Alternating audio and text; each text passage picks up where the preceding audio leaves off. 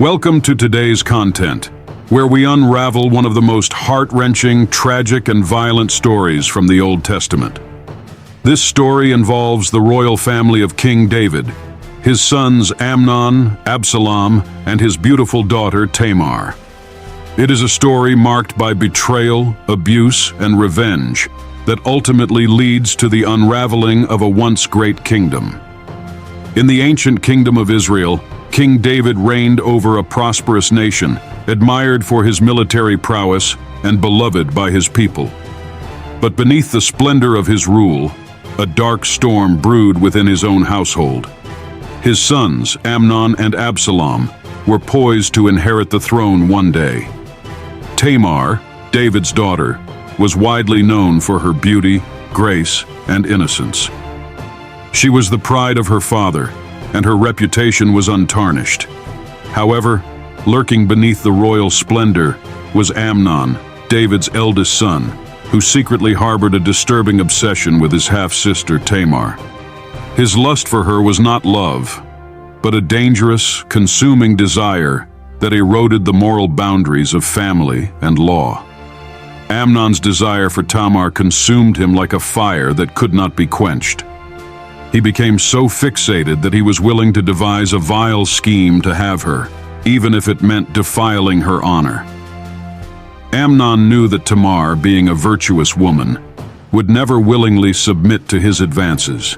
He needed a plan that would put her in a vulnerable position. So, Amnon pretended to be gravely ill. Knowing his father's concern for his children, he requested that Tamar be sent to his chambers to take care of him, offering the pretense that her care would comfort him. When King David heard of his son's condition, he was moved with compassion and immediately instructed Tamar to go to Amnon's house to tend to him. As obedient as she was, Tamar complied without hesitation, unaware of the danger that awaited her.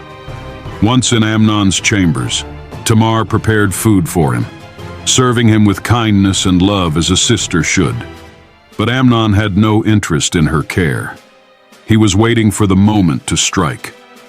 After sending all the servants away, he seized her violently, ignoring her pleas for mercy and her repeated cries of, "Do not do this, it is an outrageous thing." Amnon, in his twisted obsession, ignored Tamar's desperate protests and violated her. In that moment, Tamar's world collapsed. Her dignity, her purity, and her future were shattered beyond repair. After satisfying his dark desires, Amnon's passion quickly turned into hatred. The very sight of Tamar repulsed him, and his feelings of guilt and shame manifested into deep loathing. He ordered her to leave at once. Tamar, heartbroken, pleaded with him not to send her away, saying that this rejection would be even worse than the initial act of violence. But Amnon, consumed with his shame and disdain, called his servants and had her forcibly removed from his chambers. Tamar, once full of life and promise, now walked away from the palace as a broken woman. She tore her beautiful robe, which symbolized her purity, and put ashes on her head, signs of her deep sorrow and mourning. Her grief was unbearable. Tamar fled to her brother Absalom's house. When Absalom saw her in distress, he immediately knew what had happened. His heart filled with rage, not only for the violation of his beloved sister, but also for the injustice that would follow. Absalom took Tamar in and cared for her, but his mind was already plotting revenge. He waited patiently, watching and hoping that King David would take swift action against Amnon. But, much to his dismay, David did nothing.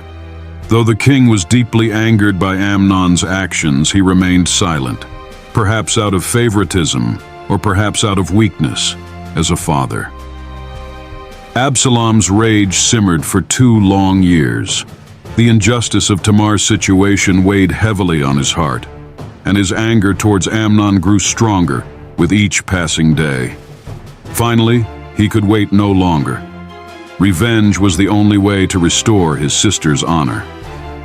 Absalom bided his time, carefully crafting a plan that would serve justice to Amnon. 2 years after the heinous crime, Absalom invited all of King David's sons to a grand feast at his estate in Baal-Hazor.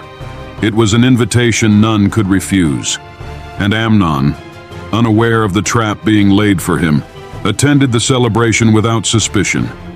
The feast was luxurious and filled with laughter, food, and drink. Amnon, enjoying the festivities, had no idea that the very moment of his death was at hand. Absalom, having set the perfect stage, gave a secret signal to his servants, instructing them to strike when the time was right. As Amnon became drunk and careless, Absalom's servants struck him down, killing him in cold blood. The once proud heir to the throne now lay dead in a pool of his own blood, his crimes finally catching up to him. Word quickly reached King David that his son Amnon had been murdered by Absalom's orders. David's heart was torn asunder. The death of his eldest son was a bitter blow, compounded by the knowledge that his inaction had led to this tragic outcome. His grief was immeasurable. Absalom, knowing that his father's wrath would soon follow, fled to Geshur, where he remained in exile for several years. During this time, the kingdom was plunged into chaos, and David's heart remained heavy with sorrow, not just for the loss of Amnon, but for the brokenness of his family. Absalom's time in exile only served to fuel his ambition. He harbored a deep resentment toward his father for failing to deliver justice, and his desire for power began to grow. Absalom, known for his striking beauty and charisma, started to gather support from the people of Israel. He positioned himself as a man of the people, offering them the justice and leadership he felt his father had failed to provide. Eventually, Absalom declared himself king in Hebron, rallying a powerful army behind him. He marched toward Jerusalem, forcing David to flee the city. The kingdom was divided, and a brutal civil war erupted between the forces loyal to David and those loyal to Absalom. The war culminated in a fierce battle in the forest of Ephraim. Absalom's forces were defeated, but as he fled on horseback, his long, flowing hair became entangled in the branches of a tree. Suspended helplessly, Absalom was found by Joab, David's general, who, despite David's orders to spare him, killed Absalom on the spot. When David heard of his son's death, he was inconsolable. The sorrow that had once filled him over the loss of Amnon was nothing compared to the grief he felt now. His words echoed through the halls of the palace.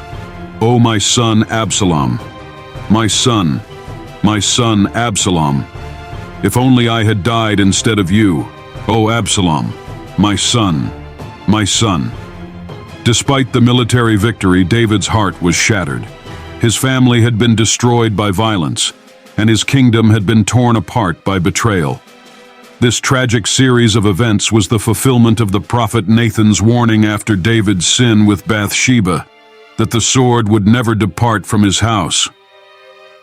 The story of Tamar, Amnon, and Absalom is one of the most tragic in the Bible, but it also serves as a powerful reminder of the consequences of unchecked desires, the importance of justice, and the need for repentance and reconciliation. Tamar, though a victim, became a symbol of injustice, and her suffering echoes through history as a reminder of the vulnerable. David, despite his many strengths, failed to act as both a king and a father when it was needed most. His inaction in the face of Amnon's sin led to a chain reaction of violence that ultimately destroyed his family. Absalom, driven by righteous anger and a thirst for justice, allowed his fury to consume him, leading to his own downfall. His story serves as a cautionary tale of how vengeance, no matter how justified it may seem, can lead to even greater tragedy. Thank you for watching this tragic and heart-wrenching story from the Bible. Don't forget to like, subscribe, and share to help support our channel's growth. Your support means the world to us, and we look forward to bringing you more captivating biblical content.